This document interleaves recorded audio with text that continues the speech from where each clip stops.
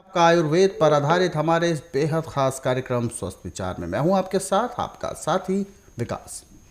हम ये कार्यक्रम आपके लिए लेकर आते हैं ताकि आप तमाम वो बातें जान सकें, तमाम आयुर्वेद के वो रहस्य जान सकें जिसके माध्यम से आप अपने रोगों को दूर कर सकें और अपने शरीर को स्वस्थ रख सकें, तंदुरुस्त रख सकें, प्रतिरोधक क्षमता को मजबूत रख सकें। वो सब बातें क्या होंगी, कैसे हमें अपने शरीर को तंदुरुस्त रखना है, ये सारी बातें आपको गुरुजी बताते हैं। इस कार्यक्रम में आपका मार्गदर्शन करते हैं जाने माने आयुर्वेद के ज्ञाता गायत्री सिद्ध पंडित श्री लक्ष्मण दास रतन भारद्वाज जी। तो चलिए गुरुजी का स्वागत करते हैं, कार्यक्रम की शुरुआत करते हैं। गुरुजी बहुत बहुत स्वागत है, नमस्कार। नमस्कार। यदि आपके साथ इस समय कोई शारीरिक कष्ट है या कोई असाध्य रोग है तो आप उसको लेकर भी इस कार्यक्रम में चर्चा कर सकते हैं। लाइव कार्यक्रम है, फ़ोन उठाइए, हमें कॉल कीजिए या व्हाट्सएप के ज़रिए आप हमें मैसेज कर सकते हैं। व्हाट्सएप में अपना नाम, उम्र, कहाँ से बात कर रहे हैं, पूरा सवाल हमें लिखकर भेजें ताकि इसी कार्यक्रम में आपका सवाल लिया जा सके और आपको मार्गदर्शन दिया जा सके गुरुजी के द्वारा। चलिए कार्यक्रम को आगे बढ़ाते हैं और एक नए विषय पर आज चर्चा करते हैं।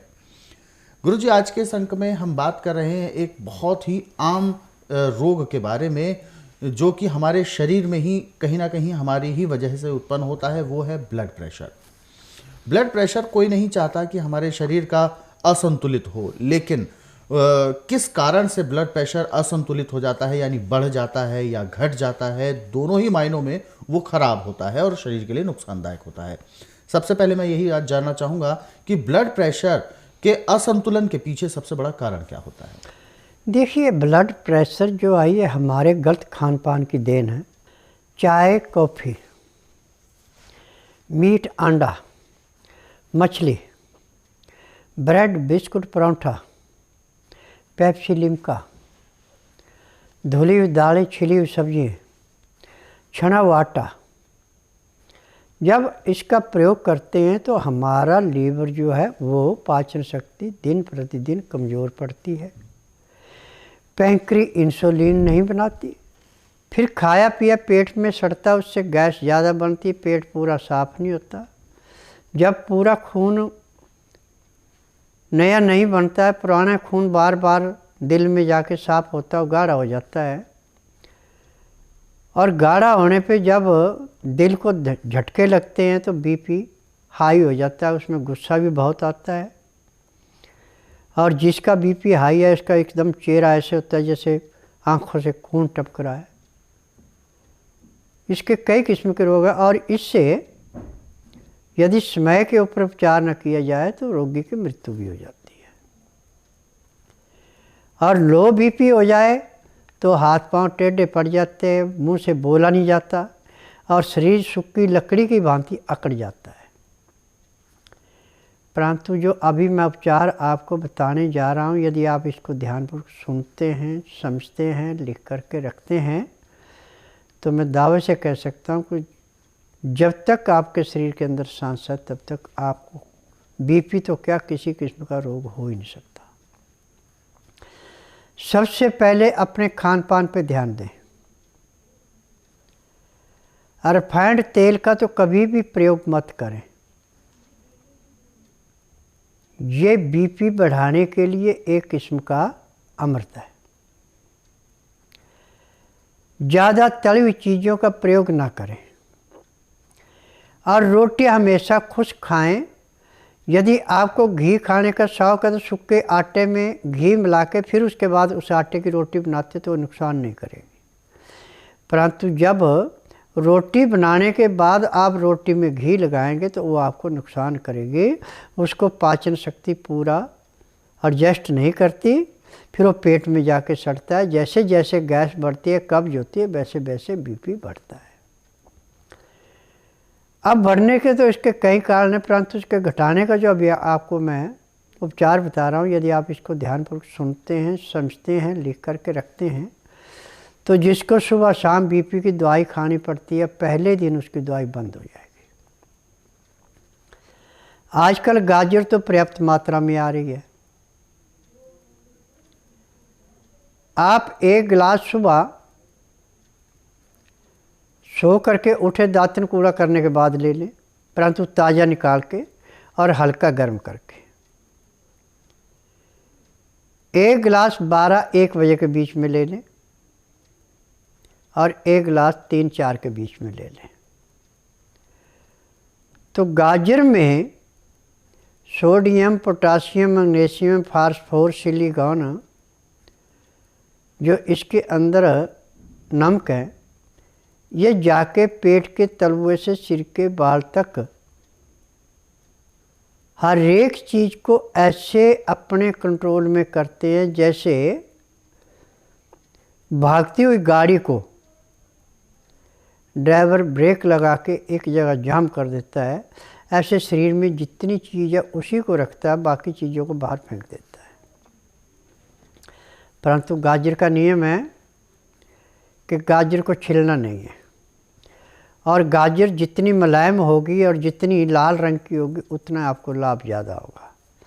परंतु यह है कि जैसे आप जूस निकालते हैं तो जूस निकालने के बाद इसको उसी टाइम पी लेने, ये नहीं कि अभी निकाल करके 2 घंटे बाद पीते, तो उसके अंदर जो असली गुण है वो समाप्त हो जाते हैं। अदरक, प्याज, लहसुन, गाजर, मूली, शलगम, चुकंदर, इनका जूस निकालने के बाद 10 मिनट में उसका टोटली असर समाप्त हो जाता है। और जिनका बीपी लो रहता है उनको हमेशा गाजर के रस के अंदर 50 ग्राम से 100 ग्राम तक छोटी मक्खी का, पालतू मक्खियाँ जो होती हैं, इनका शहद मिला के पिएंगे तो आपको कभी भी ज़िंदगी में दोबारा बीपी लो नहीं होगा। अब जिस टाइम आप गाजर का जूस पी रहे हैं ये तो आपको सीजन में मिलेगा, परंतु जब सीजन समाप्त हो जाएगा फिर गाजर का रस कहाँ से लाएंगे। उसके लिए आपको अभी से ही सावधान होना पड़ेगा। जो बिल्कुल पतली गाजरें हैं, बारीक गाजरें हैं, ये गाजरें धागे के अंदर परो करके जैसे माला बनाते हैं ऐसे माला बना दें और छाया में किसी कमरे में या अपने किचन में खुट्टी में लटका दें। अब ये जैसे जैसे हवा लगती जाएगी, गर्म भी लगेगी, सर्द भी लगेगी, वैसे वैसे गाजरें सिकुड़ती जाएंगी और अप्रैल मई में ये गाजरें बिल्कुल सूख के लक्कड़ बन जाएंगी। उस टाइम जब गाजर नहीं मिलेगी, आप एक माला ले लें।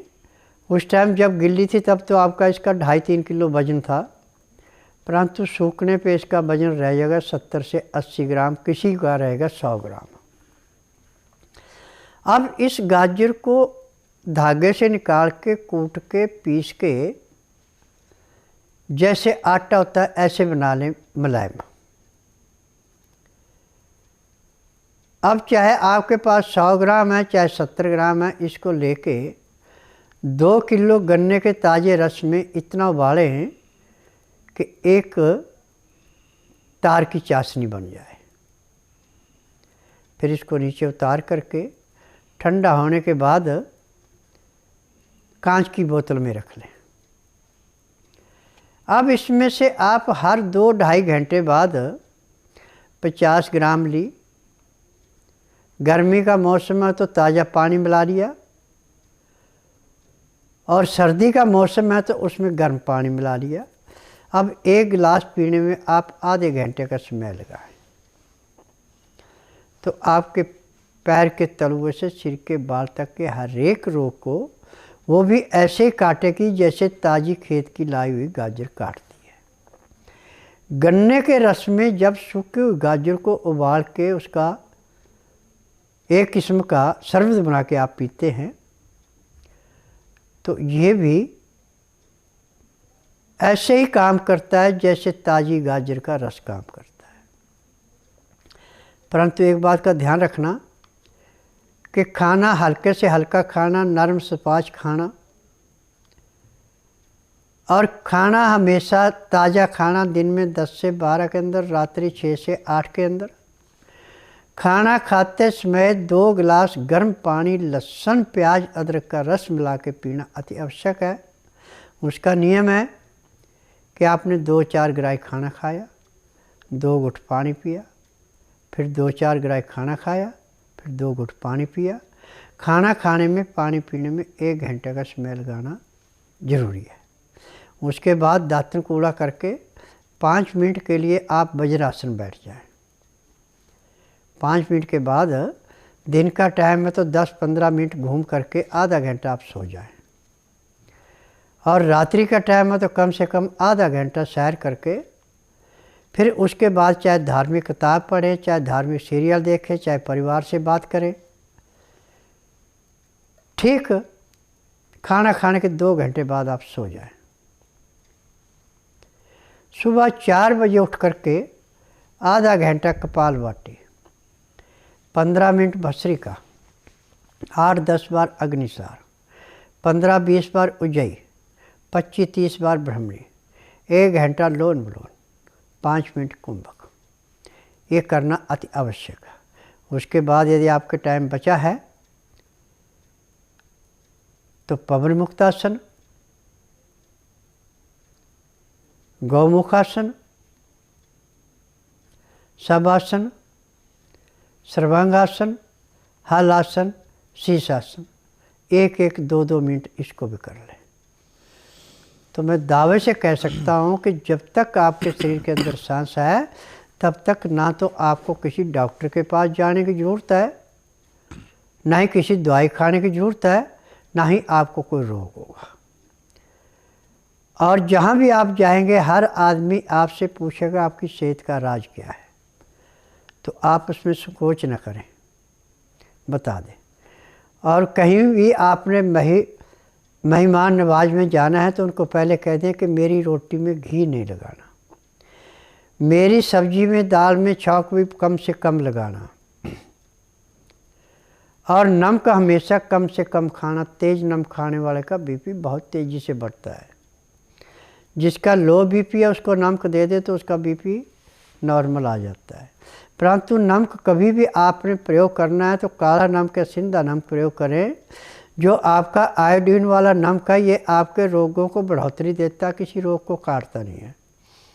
आज जो मर्दों में नपुंसकता आ रही है, औरतों में बांझपन आ रहा है, ये आपका सारा आयोडीन नमक की देन है। आयोडीन नमक औरतों का अंडा बनने से रोकता है, मासिक धर्म खराब करता है, और मर्दों का जो वीर्य है उसको पतला बनाता है, और जो उसके अंदर मर्दान की शक्ति है उसको ख़त्म करता है। परंतु सिंधा या काला नमक, इसमें जितना आयोडीन हमें चाहिए उतना कुदरत ने पहले दे रखा है। ऐसे जितना भी आयोडीन की हमें ज़रूरत है इतना जो हम फल सब्जियाँ नाज खा रहे उसमें पर्याप्त मात्रा में होता है। जो हम फालतू आयोडीन लेते हैं ये सिर्फ हम रोगों को निमंत्रण दे रहे हैं, इससे रोगों से मुक्ति नहीं मिलती। जो टीवी के माध्यम से बताते हैं कि आयोडीन नमक लेंगे गले में घींगा हो जाएगा, ये वो है, 36 बातें बनाते हैं, ये सब मन गढ़ंत बातें हैं। ये सिर्फ बिजनेस के पॉइंट है, उनको पैसा मिलता है इसके एडवर्टाइजमेंट करने का। आज बाहर के किसी भी देश में आयोडीन नमक पे बैन है, किसी पे भी नहीं है। ये तो हमारी जो पहले की सरकारें थी इन्होंने ये प्रपंच बना रखा था कि दुनिया को बेवकूफ़ बनाओ और राज करो। परंतु जो मैं टीवी के माध्यम से बता रहा हूँ मैं बिल्कुल सत्य बता रहा हूँ। मैं एक हकीम हूँ, मैं डॉक्टर नहीं हूँ। नाड़ी परीक्षण में जो आपकी मेडिकल साइंस आयुर्वेद अपनी मशीनों से टेस्ट करके MRI, CT scan, X ray, ultrasound, ECG, sonography में रोग नहीं पकड़ सकते, उसको मैं 5 सेकंड में नब्ज पकड़ के बता दूंगा इस अंग में ये रोग है, इतना पुराना है। और उसके बाद दवाई देके 2 घंटे के अंदर अंदर उसको 10 से 15% आराम भी करा देता हूँ। मैं आर्मी से रिटायर्ड कर्नल जगवंत सिंह यमुनानगर से आया हूँ और हरियाणा से।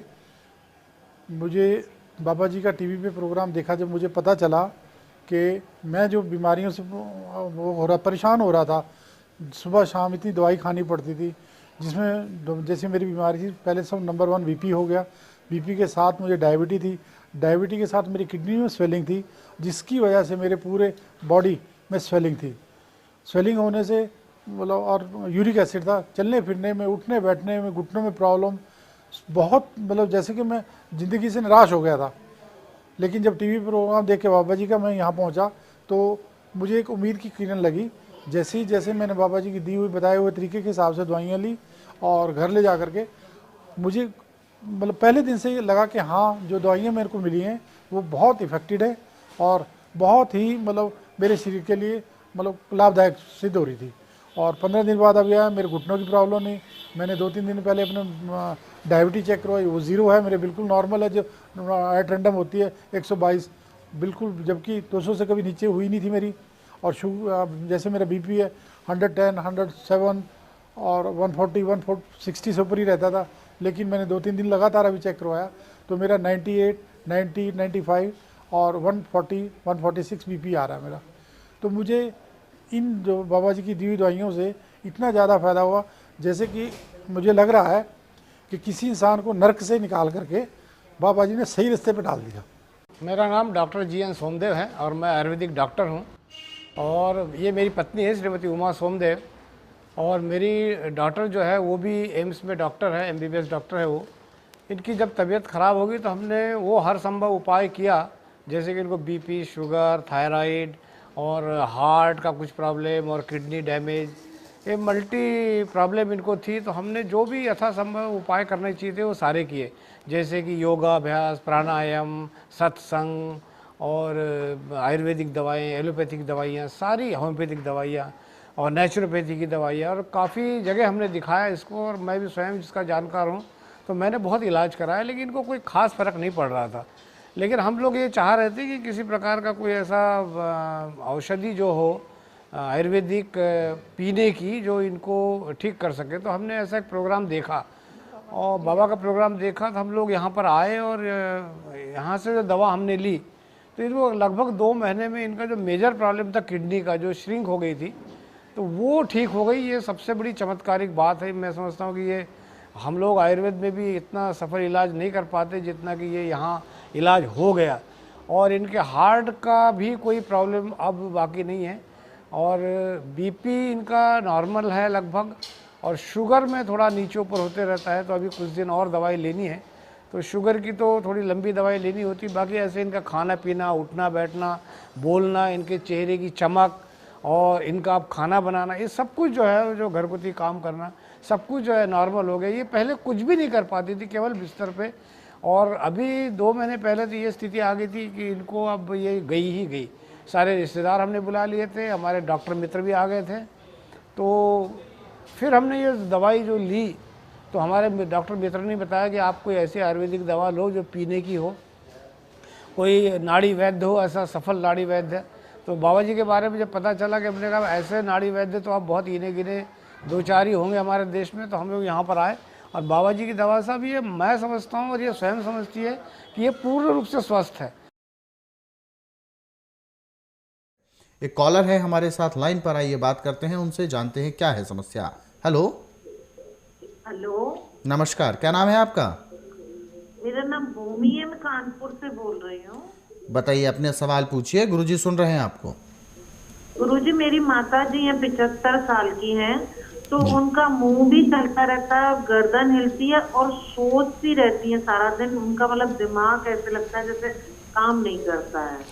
देखिए बेटा, जब लीवर काम नहीं करता है, पैंक्री इंसुलिन नहीं बनाती, पेट साफ नहीं होता, गैस जाके दिमाग में रुकती, तो ये दशा होती है।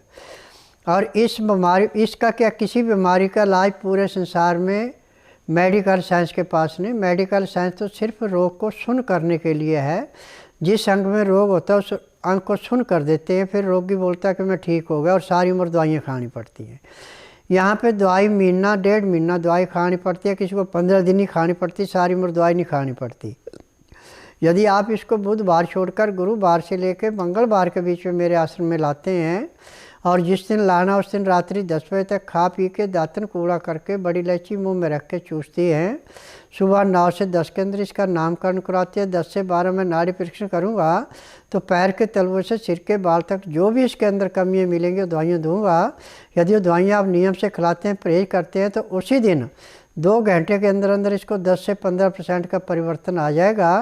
परंतु यहाँ आने का नियम है कि जिस दिन आना है कमीज़ सलवार पहन के आना है, कहीं साड़ी बांध के आएंगे मैं नब्ज नहीं देखूँगा। साड़ी पहनने वाली औरत की और जो पैंट पहनती है औरत उसकी मैं नाड़ी परीक्षण नहीं करता, क्योंकि नाड़े वाली सलवार पहन रखी है और खुली मोरी वाली पहन रखी है तो रोग पूरा पकड़ा जाता है। यदि टाइट कपड़ा पहन रखा है रोग पूरा नहीं पकड़ा जाता। मैं हकीम हूँ जो आपकी मेडिकल साइंस मशीनों से रोग को नहीं पकड़ के बता सकती, उसको मैं 5 सेकंड में बता देता हूँ। गुरुजी यहाँ पर हम एक व्हाट्सअप ले रहे हैं। अंजलि जी हैं, 48 वर्ष की उम्र है, कानपुर से बात कर रही हैं। इनके बॉडी में रिंग बनकर आते हैं और इन्होंने एक सवाल किया है कि गुरुजी से कार्यक्रमों में हम सुनते हैं कि कपूर, नींबू और नारियल तीनों को मिक्स करने से ये समस्या ठीक होती है। इन्होंने ये उपाय किया भी, ठीक भी हुआ, लेकिन जब ये उपाय बंद कर देते हैं तो फिर से हो जाता है। जड़ से इसको ठीक करने का क्या उपचार है? देखिए, जो आप आयोडीन नमक खा रहे हैं ये इसकी देन है, और जितनी भी सब्जियाँ, दालें हैं, आटा, इसके साथ में जो छिलका होता है उसको निकाल के फेंक रहे हैं, उससे फिर दोबारा वो रोग पैदा हो जाता है। आप ऐसा कीजिए, आटा जो भी खाना है वो चोकर वाला खाएं, दालें जो भी खानी है वो छिलके वाली लें, और जो भी आपने सब्जियाँ लेनी नरम छिलके वाली लें, हरी सब्जियाँ ज़्यादा लें तो ये रोग समाप्त हो जाएगा। परंतु यदि आप इसके करने में असमर्थ हैं तो आप बुधवार छोड़कर गुरुवार से लेके मंगलवार के बीच में मेरे आश्रम में आइए। जिस दिन आना उस दिन रात्रि 10 बजे तक खा पी के दातन कूड़ा करके बड़ी इलायची मुंह में रख के चूसते रहें। सुबह 9 से 10 के अंदर अपना नामकरण कराएं। 10 से 12 में नाड़ी परीक्षण करूँगा। नाड़ी परीक्षण में पैर के तलवे से सिर के बाल तक जो भी आपके अंदर कमी पाई है वो दवाइयाँ दूँगा। यह दवाइयाँ आप नियम से खाएगी, परहेज करेगी, तो जिस दिन ही आएंगे उस दिन आपको 10 से 15% आराम मिलेगा। महीने 1.5 महीने में आपका रोग हमेशा के लिए समाप्त हो जाएगा। एक कॉलर है हमारे साथ लाइन पर, आइए बात करते हैं उनसे, जानते हैं क्या है समस्या। हेलो, क्या जी नमस्कार, क्या नाम है आपका? मेरा नाम सीमा पवार है। मेरे बेटे के बारे में पूछना चाह रही थी मैं। जी सीमा जी, अपने बेटे की समस्या बताइए, क्या रोग है बेटे का? उसको है ना पेट वैसा रहता है, कड़क पेट हो जाता है, और कुछ भी खाता है ना तो मुंह से वापस बाहर आता है।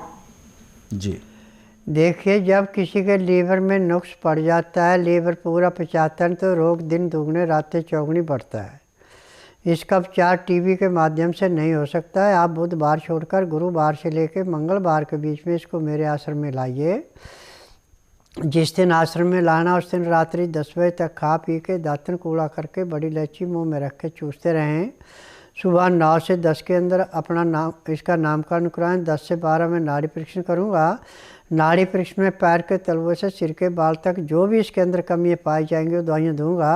यह दवाइयाँ आप नियम से खिलाते हैं, परहेज करते हैं, जिस दिन आश्रम में आएंगे उसी दिन इसको कम से कम 10 से 15% आराम भी मिल जाएगा। दर्शकों, ये तमाम कार्यक्रम जो आपको इस कार्यक्रम के माध्यम से दिखाए जाते हैं, तमाम उपचार जो इस कार्यक्रम के माध्यम से आपको दिखाए जाते हैं, बताए जाते हैं, जानकारी जो आपको दी जाती है, इन सभी कार्यक्रमों को आप अपने सरल और सुविधाजनक समय पर देख सकते हैं यूट्यूब के जरिए। हमारा यूट्यूब चैनल है स्वस्थ विचार सेहत की बात। इस यूट्यूब चैनल को आप सब्सक्राइब करें।